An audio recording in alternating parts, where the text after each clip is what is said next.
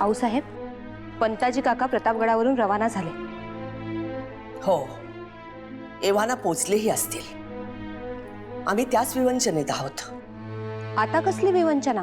विवंचना हीच की आता पंताजी काकांचं सारं कसब पणास लागणार.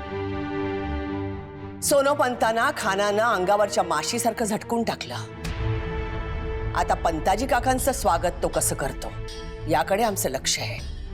आऊसाहेब, सोयराबाई, स्वराज्यासाठी ही भेट खूप महत्वाची आहे. परंतु आऊसाहेब, स्वराज्याचे सगळे निर्णय तुम्ही आणि राजे मिळून घेता. मग या सगळ्यात वकिलाच्या भेटीचं काय महत्व? वकील हा राजाचा आत्मा आहे असं समजा. वकील जे बोलतो ते राजाच्या मनातलं बोलतो. परंतु कधी कधी वकील स्वतंत्र बुद्धीनं सर्व कसबपणास लावून राजाचं हित साधतो. म्हणजे बघा, 1,00,000 योद्ध्यांच्या 1,00,000 समशेरी आणि एका वकिलाची एक जबान. फायदा तोटा समान साधणारे. असं कधी कधी वकील हा होत्याचं नाही आणि नव्हत्याचं आहेही करतो.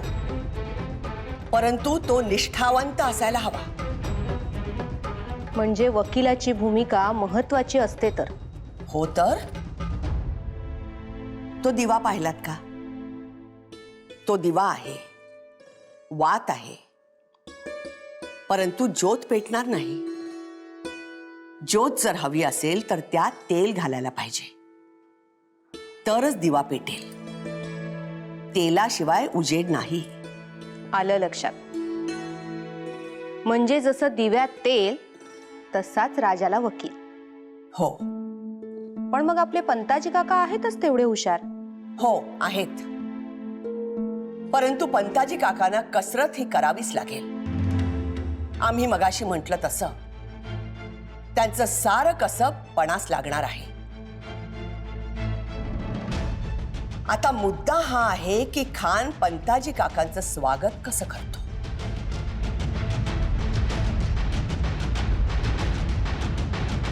खान साहब, मी रुक जाओ.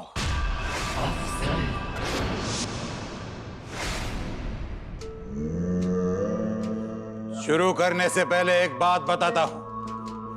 तुम कोई 30 मार खां नहीं हो. एक गुनहगार की वकील हो तुम. जी हुजूर, जानता हूं.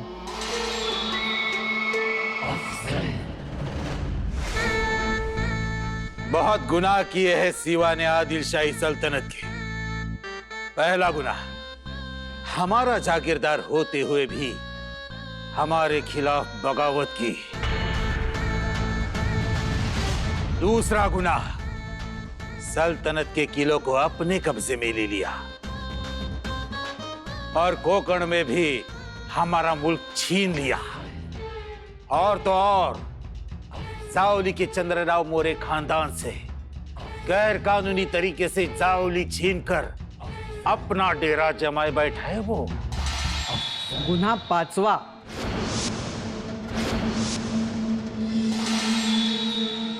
शहाजहान बादशाची मनसबदारी स्वीकारली आणि दबाव आणून आपण गिरफ्तार केलेल्या शहाजी राजांची सुटका केली. बरोबर? हाँ हाँ. गुन्हा 6वा, आदिल शहाने नेमलेल्या सुभेदार अमीनची हत्या केली. बहुत खूब. मतलब आपको कबूल है ये गुनाह? प्रश्नच नाही आहे. फिर भी उस माँ बेटे की तरफदारी करने हमारे सामने खड़े हो. नौकरी है हुजूर, पोटासाठी करावं लागतं. तो क्या जीजाबाई और सीवा को भी ये गुनाह कबूल है?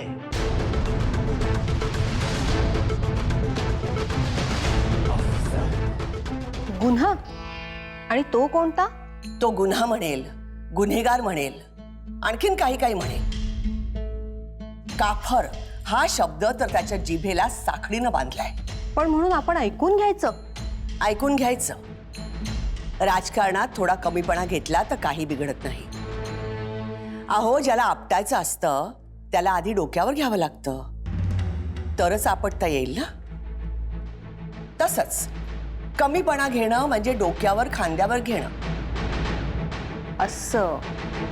नाहीतर मग शत्रूच्या पोटात शिरा, त्याला आपलंसं करा.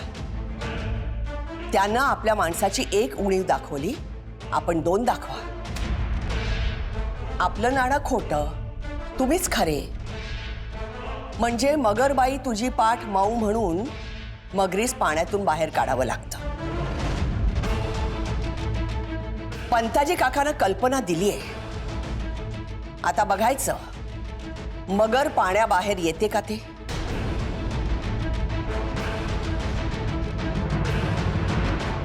बोला गोपीनाथ पंत, जिजाबाई आणि शिवाजीच्या मनात नक्की आहे तरी काय? अहो, जे तुमच्या मनात आहे तेच त्यांच्याही मनात आहे.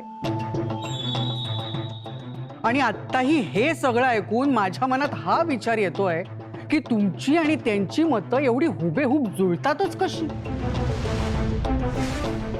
अहो, जीवाभावाच्या मित्रांची सुद्धा मतं कधी एवढी जुळत नाहीत. वाह वाह,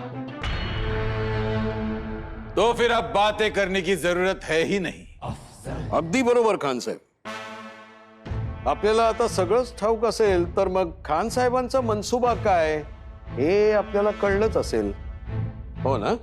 प्रश्नच नाहीये. खान साहेबांच्या मनात आत्ता राजे जिथे असतील तिथे जाऊन त्यांची भेट घेणे हाच मनसुबा आहे. छे छे, खान साहेबांच्या मनात असं काहीही नाही. मी म्हणतो हरकत काय. खान साहेब, जावळी आपलीच आहे आणि खान साहेब राजे स्वतःहून आपल्या समोर येतील आणि मला वाटतं की आपण त्यांना आपलं समजून वडिलकीच्या नात्याने माफी द्यावी. पंत, खान साहेबांच्या मनात पुष्कळ होतं याआधी माफी द्यायचं. आधी म्हणजे कधी पंत? फौज इथपर्यंत घेऊन येण्याआधी, की मुलखात नासधूस करण्याआधी, की राजांना मारण्याचा विडा उचलण्याआधी? कधी? जाऊ द्या ना पंत, उगाच शिळ्या कढीला उकळ्या कशाला काढायच्या. त्यापेक्षा आता खान साहेबांच्या मनात काय आहे ना ते महत्वाचं. पंत, मग यापेक्षा आपणच सांगा, शिवाजी राजेंच्या मनात आहे तरी काय? अहो, राजांच्या मनात काय आहे ते मी आत्ताच बोललो की.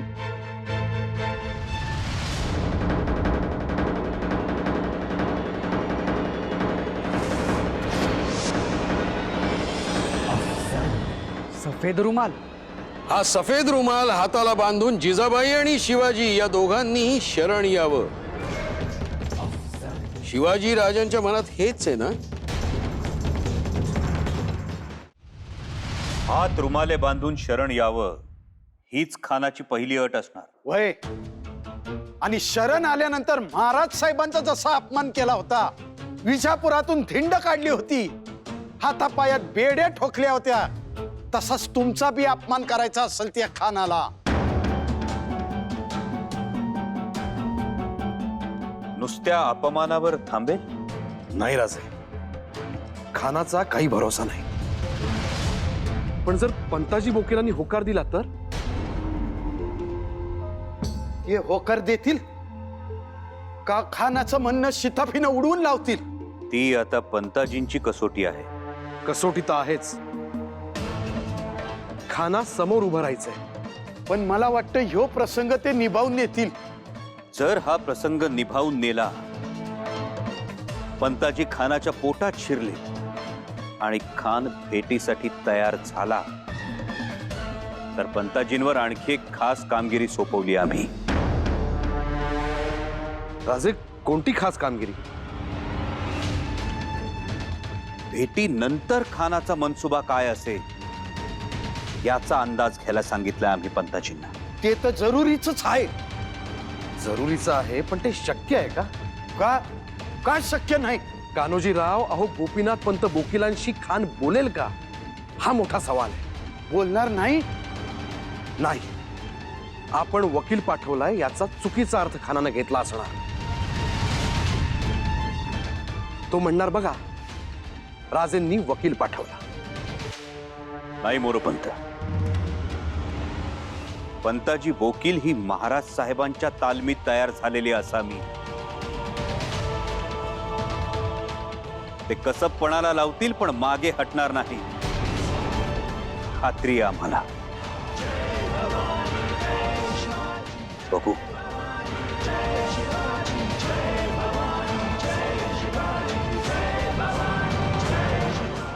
अहो राजे तर कधीही शरण यायला तयार आहेत.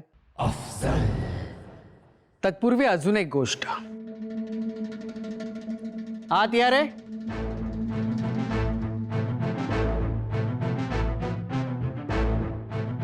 ही मानाची वस्त्रे राजांनी खास आपल्यासाठी पाठवली आहे आणि ही फाजल खान साहेबांसाठी. खान साहेबांनी त्याचा मनापासून स्वीकार करावा. पंत, हे असं कपडेपटामध्ये आम्हाला अडकवू नका. खान साहेबांकडे असे ढिगाने पोशाख आहेत. मुद्द्याचं बोला. कृष्णाजी पंत, हा मानपानाचा मुद्दा आहे. ही वस्त्रे राजांनी खास आपल्यासाठी पाठवली आहेत. घ्या. आणि ही किमती रेशमी वस्त्रे खास तुम्हा सर्वांसाठी विणून घेतलेली आहे. तुमच्या शिवाजी राजांनी फारच तसदी घेतली. जे काम एका सफेद हात रुमालाने होणार होतं त्यासाठी एवढी यातायात केली. त्यांना म्हणावं, हा सफेद हात रुमाल हाताला बांधून या. खान साहेबांना त्याचंच जास्त कौतुक आहे. तो विषयच वेगळा आहे कृष्णाजी पंत. आपल्यावरील प्रेम व्यक्त व्हावं म्हणूनच ही वस्त्रे पाठवली आहे. स्नेह वृद्धिंगत व्हावा हीच निखळ भावना आहे त्यामागची. भावना की बहाणा?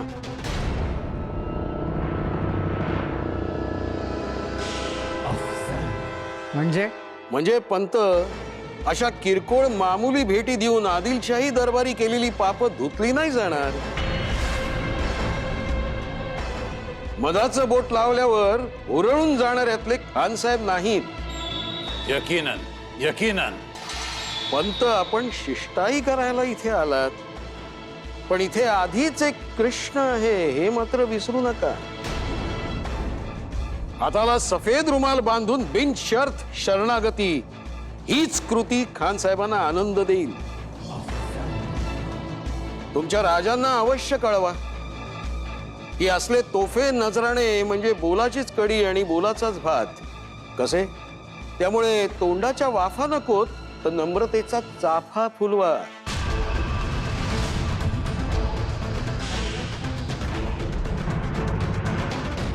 आणि समजा पंताजी काकांचं मधाचं बोट खानाला गोड लागलंच नाही तर?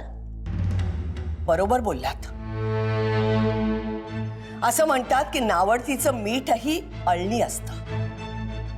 तसंच पंताजी काकांचं मधाचं बोट खानास कडू लागणारच. म्हणजे तुम्हाला अंदाज आहे तर? हो. याचा अर्थ पंताजी काकांची शिष्टाई सफल होणार नाहीच. पण मग पुढे काय करणार आहोत आपण? यासाठी राजेंनी शेवटचा डाव खेळला आहे.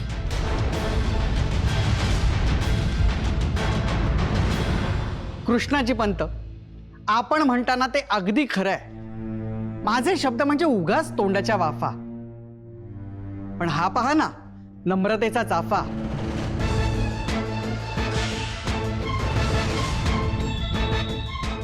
अहो, यामध्ये खान साहेबांसाठी अपार घमघमीत माया आहे. खान साहेब म्हणजे राजांच्या वडिलांचे स्नेही, सहकारी. त्यामुळे राजांच्या मनात खान साहेबांबद्दल एक विशेष स्थान आहे. मुळातच खान साहेब हे राजांना वडिलांसमान. आता हे सर्व माझ्या तोंडून ऐकण्यापेक्षा त्यांच्या खलित्यातूनच वाचावं हेच उत्तम.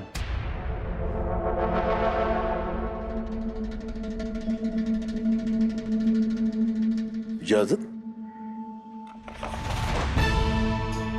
राजे लिहितात, आम्हाला खान साहेबांची खूप भीती वाटते. आम्ही खूप चुका केल्या. खान साहेब आम्हास वडील, त्यामुळे त्यांनी आम्हाला जावळीत येऊन भेटावे आणि वडीलकीच्या नात्याने उदार अंतःकरणाने आम्हाला क्षमा करावी आणि आम्हास आमचं बोट धरून बादशाहकडे विजापूरला न्यावे.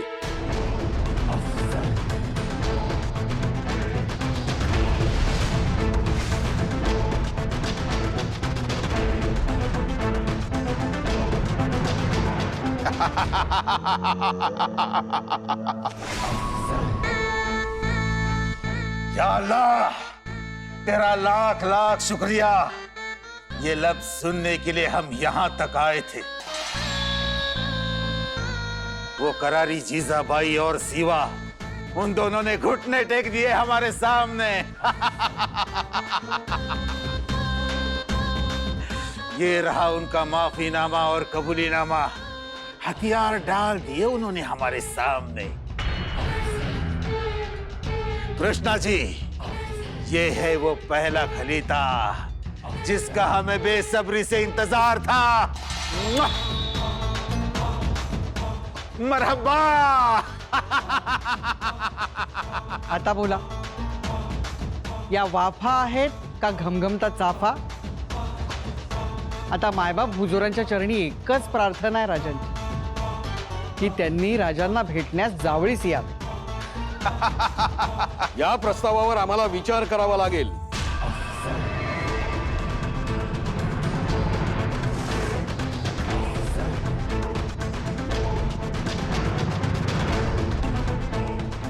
हम आपको इत्तला करेंगे. तब तक आप हमारे मेहमान हो. हमारे मेहमान नवाजी का लुत्फ उठाइए.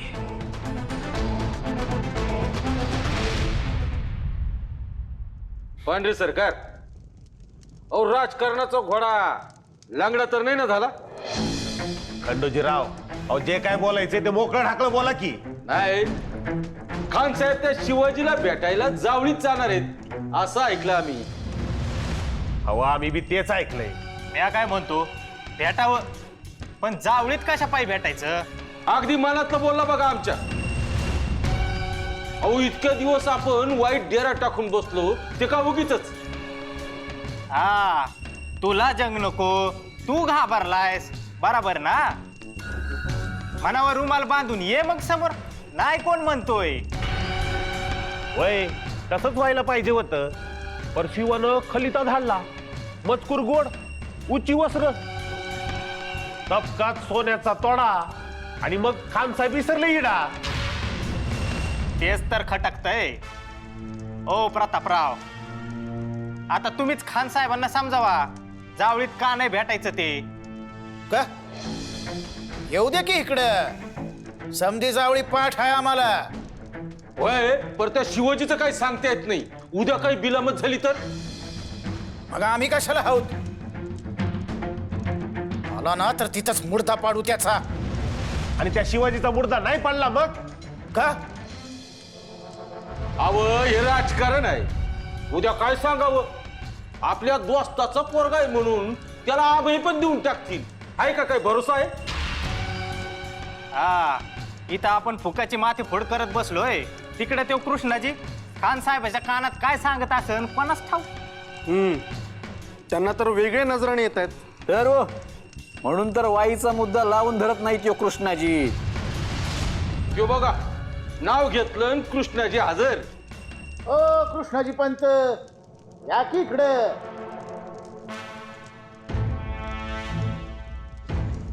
बोला. आता आम्ही काय बोलायचं? तुम्ही बोलायचं ना आम्ही ऐकायचं. ते काय वेगळं करतायत, नजराने घेतायत, आणि शिवाजीचा वकील काय बोलतोय हे नुसतं ऐकतायत. हे पहा, गैरसमज नको. हा शरणागतीचा खलिता अपेक्षितच नव्हता. हा, आता आम्ही पण गडबडलोच. पण आता जो काही निर्णय घ्यायचा आहे तो खान साहेबच घेतील. खान साहेबांचं काय हो, उद्या शिवाजीला माफी दिली असं बी म्हणतील ते. जरूर जरूर देंगे माफी.